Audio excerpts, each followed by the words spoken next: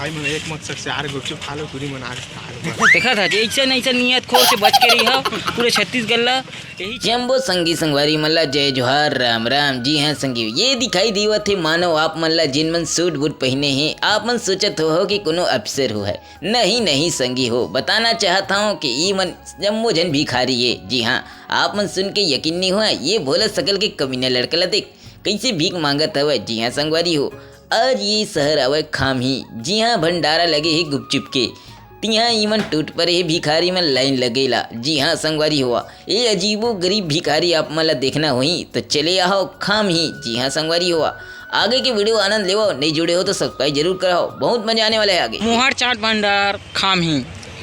जी हाँ संगवारी हो, जी हाँ बेस्ट गुपचुप खाए मिली सब। बता रहे बेटा कैसे लगी गुपचुप से तो खा के? एकदम मस्त, एक नंबर झकास। चलो जानता ना हमारे दूसरे साथी में बताओ। भाई मैं एक मकसद से आर गुपचुप खा लो पूरी मना देखा था ऐसा ऐसा नियत खोर से बच के रही हो पूरे छत्तीसगढ़ ला यही चमन पूरा हमार नाम ला रोशन करे थे के आदमी मन। बताओ तय कैसे लगी भाई तोला?